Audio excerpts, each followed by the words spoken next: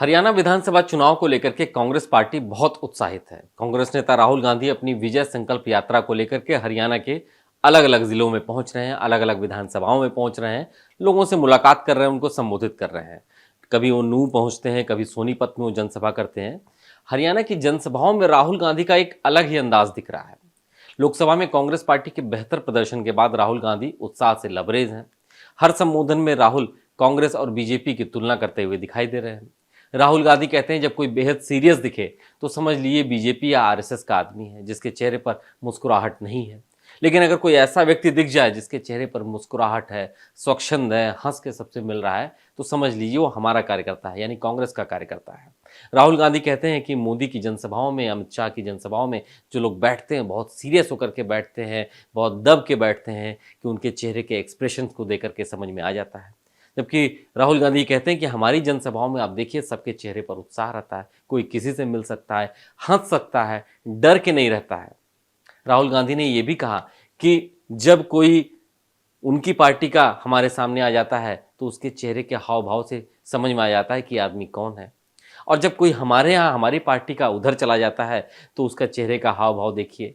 वो मोदी जी की जनसभाओं में, उनके रोड शोज में, अमित शाह के साथ पार्टी के कार्यक्रमों में चुपचाप खामोश होकर बैठा रहता है, उसके चेहरे से हंसी गायब हो जाती है।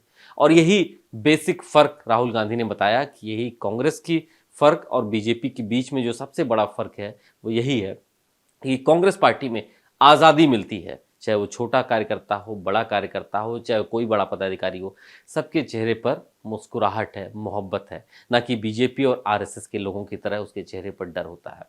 राहुल गांधी बार बार ये कहते हैं कि बीजेपी के लोग डरे हुए हैं, आरएसएस के लोग डरे हुए हैं, मुझे देख करके मोदी जी खुद पार्लियामेंट से बाहर चले जाते हैं। राहुल गांधी बार बार ये भी कहते हैं कि सामना करने में, यानी कांग्रेस के नेताओं को देखते ही भाजपा के लोग डर के किनारे हो जाते हैं, उनका सामना करने से वो डरते हैं। लगातार अपनी हर जनसभा में यही बात कहते हैं राहुल गांधी। एक चीज़ का और जिक्र कर रहे हैं, वो कह रहे हैं कि कांग्रेस के जो कार्यकर्ता हैं वो शेर होते हैं। वैसे तो शेर अकेला ही रहता है जंगल में, लेकिन हमारे सारे कार्यकर्ता शेर हैं, लेकिन वो मिलजुल के रहते हैं। कभी कभी हमारे शेर भी आपस में झगड़ लेते हैं, तब मेरा रोल शुरू होता है कि उनको मैं अलग अलग करता हूँ, किनारे करता हूँ। लेकिन इसके बावजूद उन शेरों के बीच में मोहब्बत है, प्यार है, वो किसी से नहीं डरते हैं। ये स्टेज देखो आप, ये देखो इनके चेहरे देखो, ये सब मुस्कुरा रहे हैं। ऐसे ही हमारे कार्यकर्ता होते हैं। 24 घंटा आपको खुश दिखेंगे, चेहरे पे मुस्कान दिखेगी। और बीजेपी के नेता, बीजेपी के कार्यकर्ता ऐसे होते हैं, 24 घंटा वो ऐसे रहते हैं। आप इनके चेहरे देखो, मोदी जी का चेहरा देखो, राजनाथ सिंह जी का देखो, मोहन भगवत जी का देखो, इनके सब कार्यकर्ताओं का चेहरा देखो, वो ऐसे देखेंगे।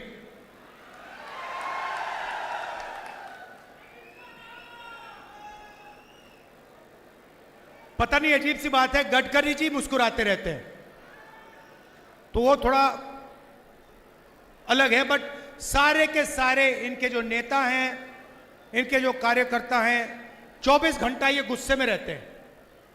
और हमारे जो टाइगर हैं 24 घंटा मुस्कुराते रहते हैं, चेहरे पे सुख होता है।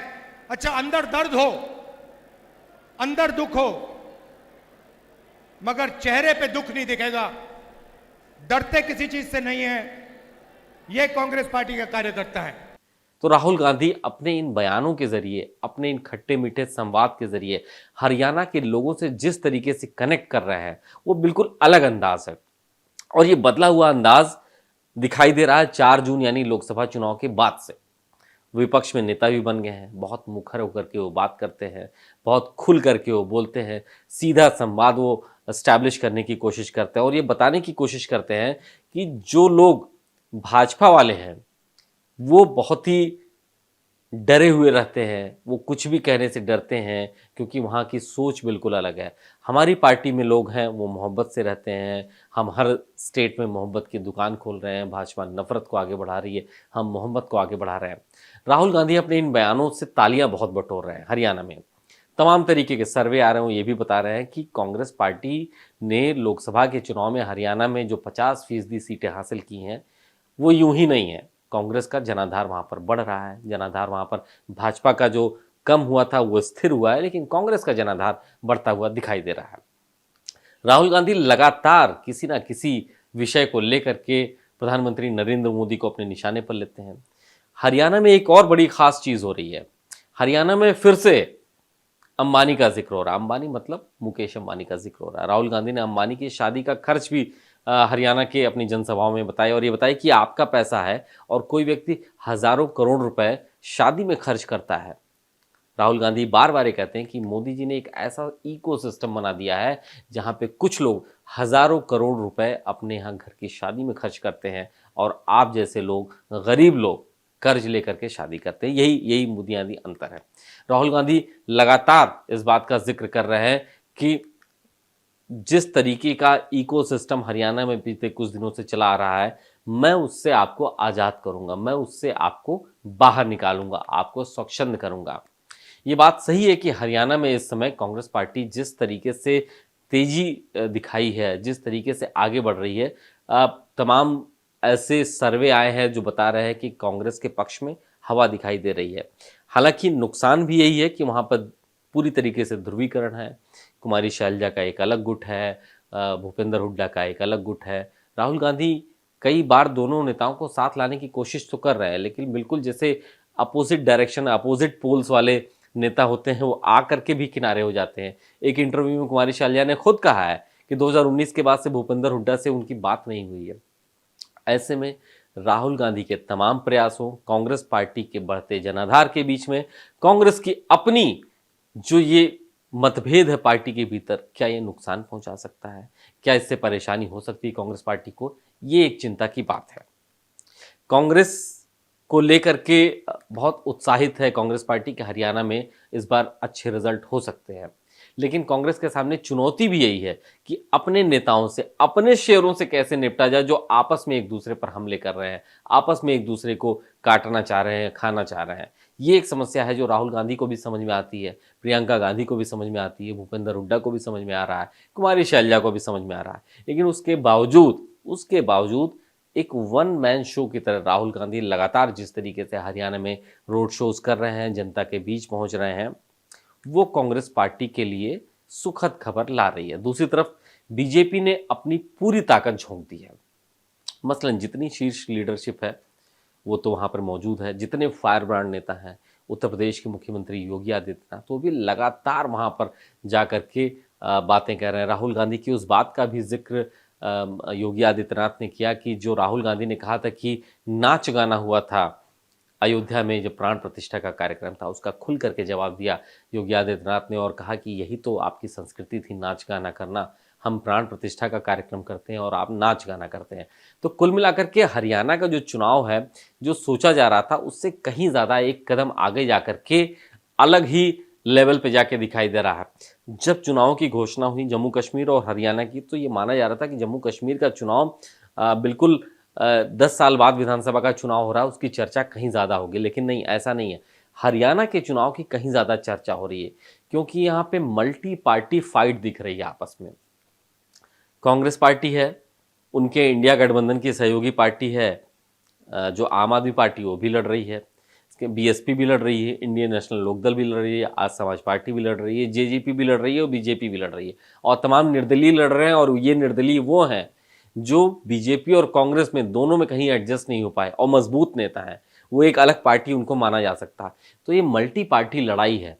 कुछ सेफोलॉजिस्ट का कहना है कि ये 1 and 1 है, यानी बीजेपी एक तरफ कांग्रेस है, बाकियों को उतना गिना नहीं जा सकता। सीधी सीधी लड़ाई दोनों के बीच में है, और जिसके नंबर्स अच्छे होंगे वही सरकार बना पाएगा। छोटे दलों की और निर्दलियों की एक बड़ी भूमिका हो सकती है। अब आप समझिए कि यहाँ भी इस चुनाव में संविधान वाली बात जरूर सामने आएगी।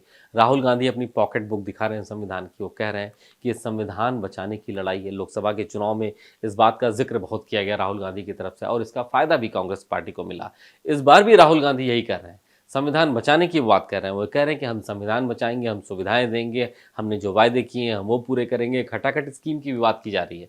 तो ऐसे में राहुल गांधी के जो वायदे हैं, जो संविधान बचाने की जो बात है, वो लोगों को एक बार फिर से लोगों के बीच में जा रहे हैं। तालियां तो बहुत बज रही हैं।